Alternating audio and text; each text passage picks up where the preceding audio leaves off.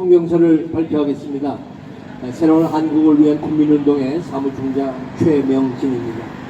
성명서. 황교안 대표는 최소한 16개 선곡의 대책을 강구하지 않으면 총선 패배의 책임을 지고 물러나야 한다. 미래통합당 공관위의 과오는 너무도 크다. 공관위가 중도로 외연을 넓힌 것은 좋았지만 이 과정에서 미래통합당의 정체성을 훼손하고 태극기 세력을 배제하고 사천을 하고 지역사회의 사정을 깊이 헤아리지 못하고 공천권을 휘두른 과오는 한없이 크다. 이미 공관위는 김미균 후보를 강남동에 공천을 한 후에도 공천이 잘못되었음을 알고 이를 철회했다. 그렇다면 다른 지역도 잘못 공천되었음이 명백하게 밝혀지면, 그래서 선거 패배가 분명하면 반드시 공천을 철회하거나 경선에 붙여야 한다. 그런데 황교안 대표가 끝내 공천 변경을 거부한다면 이로 인한 총선 패배의 책임은 전적으로 황교안 대표가 져야 한다. 다음에 16개 선거구는 공천 변경이 없으면 선거에서 패배할 가능성이 너무 커서 황교안 대표가 반드시 대책을 강구해야 하는 지역구다. 더구나 자유공화당은 이미 종로구를 위시해서 70곳 이상의 지역에 공천을 둘 예정이다. 자유공화당은 미래통합당을 향해 경선하자고 아무리 제안해도 대화를 거부하고 있으니 계속 예정대로 출마할 수밖에 없다고 말하고 있다. 만일 자유공화당이 끝까지 밀어붙여 그 결과 수십 석을 더불어민주당에게 넘겨주게 된다면 그 책임은 전적으로 미래통합당의 대화 거부에 있다. 황교안 대표는 이번 총선에서 패배하면 모든 책임을 지고 정계를 떠나야 한다. 그리고 종로구에서도 당선되지 못할 것이다. 이에 우리는 황교안 대표가 최소한 다음 16개 선거구에서의 우파 승리를 위해 공천 취소, 경선 수용, 자유공화당과의 대화 등 근본 대책을 강구할 것을 촉구하고자 한다. 이 16개 선거구는 미래통합당이 끝내 공천 참사를 방치할 경우 총선에서 패배할 수밖에 없는 지역이다. 부산 지역, 부산 수영구, 가장 지지율이 높은 한선신 요양병원 이사장은 컷오프시키고 바른미래당 출신 권성주 후보와 전봉민 후보를 경선에 붙였다. 한선신 후보가 이에 반발하여 무소속 출마를 선언하고 이렇게 되면 강윤경 민주당 후보가 당선될 수밖에 없다. 경남 마포 합포구, 가장 지지율이 높은 이주영 국회 부의장을 다선 의원이라는 이유로 공천 배제하고 김영수, 최형두 두 사람을 경선시켰다. 공천될 가능성이 높은 최형두 후보는 ML당, 마르크스 레닌주의당 결성기도의 핵심 역할을 한 사람으로 미래통합당 정체성과 맞지 않는데 심도 있는 조사 없이 공천했다. 이주영 의원은 무소속 출마 선언을 받고 이 경우 우파는 필패할 수밖에 없다. 대구 수성갑, 더불어민주당 김부겸 후보에 대항하여 주호영 의원을 전략 공천하여 비익 매치가 될 예정이라 이진훈 전 수성구청장이 무소속 출마를 결심했다. 여기에 박성문 자유일보 전 회장이 주호영 의원을 심판하기 위해 출마한다는 말도 있다. 이렇게 되면 수성갑은 필패한다. 이진훈 후보를 주저앉히기 위해서도 이진훈 후보와 주호영 후보는 경선해야 한다. 강원도 강릉 홍윤식 전 행정부 장관을 단술 공천하였으나 강릉은 삼성시장 최명희 후보를 강릉의 모든 우파 단체들이 추대한 상태이다. 그리고 권성덕 의원과 최명희 전 시장은 무소속 출마 예정이다. 세 사람 중 최명희 후보가 가장 지지율이 높지만 세 사람이 다 출마하면 우파는 필패한다.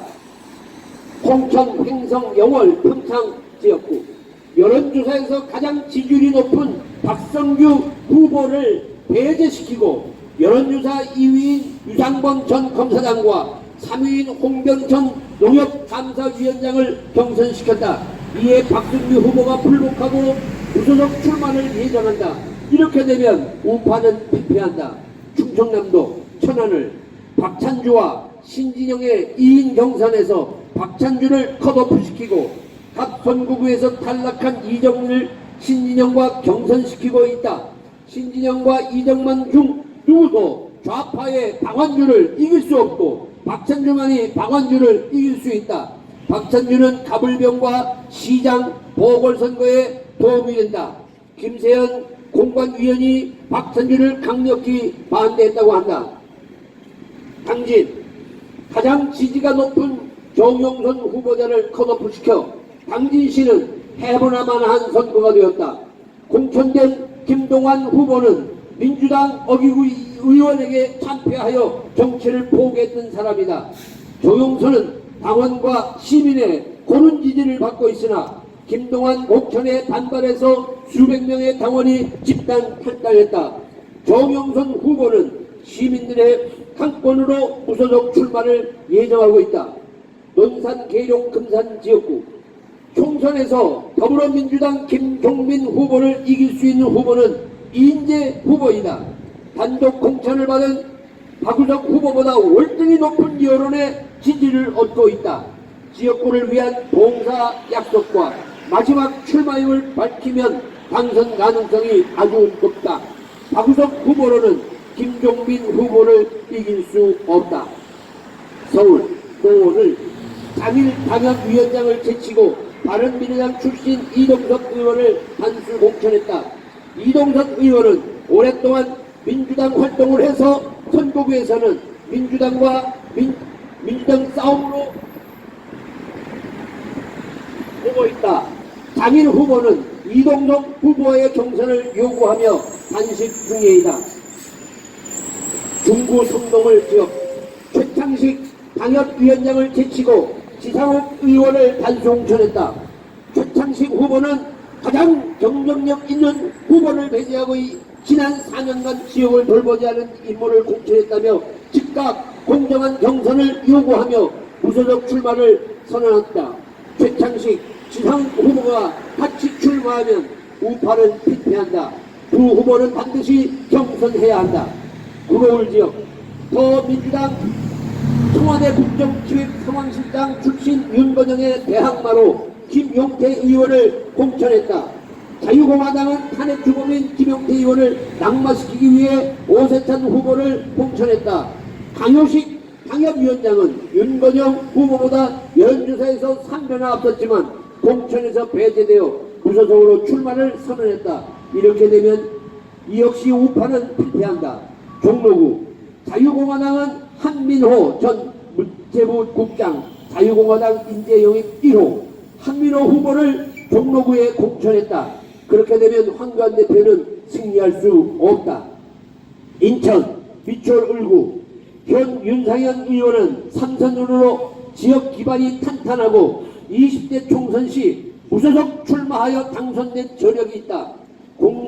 공관위가 서구 출마를 권유했으나 이를 거부하자 컷오프시키고 강화의 안상수 의원을 전략 공천했다. 그래서 윤상현 의원은 무소속 출마를 선언했다. 이로 인해 윤상현, 안상수, 현역 두 사람을 모두 낙선시키는 구도를 만들었다. 강화 선거구 전 인천시장이고 3선 국회의원 경력이 있는 안상수 후보를 현 지역구인 강화에서 컷오프시킴으로 헌지인 계양갑에 출마하겠다는 의사를 밝혔으나 이를 무시하고 윤상현 지역에 전략 공천시켜 현역 2인 모두 낙선시키는 구도를 만들었다.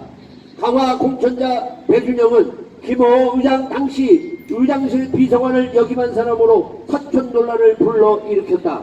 남동목을 김지호 당협위원장이 여론조사에서 민주당 현역보다 2배 이상 높았으나 사기전과 부동산, 사기전과 논란이 있는 이원복 전 의원을 공천했다.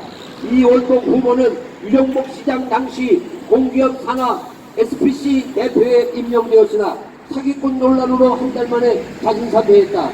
공천 불복, 자진 탈당, 입당 해위자로 지난 10년간 활동이 전무하였다. 공천에 반발하여 김기호 후보는 무소속 출마를 선언하였고 이원복 후보와의 경선을 원하고 있다. 마지막 경기 파주갑 신보라 의원이 파주갑에 전략 공천되면서 지역 주민들이 기자회견을 하며 집단 반발을 하고 있다. 이들은 지역 전문가로 지역 사회 현안 해결과 발전 방향을 펼칠 수 있는 고준호 후보가 공천되어야 한다고 주장하고 고준호 후보와 신보라 의원의 공정한 경선이 없으면 시민들은 실망감과 배신감에 이번 선거에 참여하지 않을 것이라고 밝히고 있다. 이상 성명서를 발표했습니다.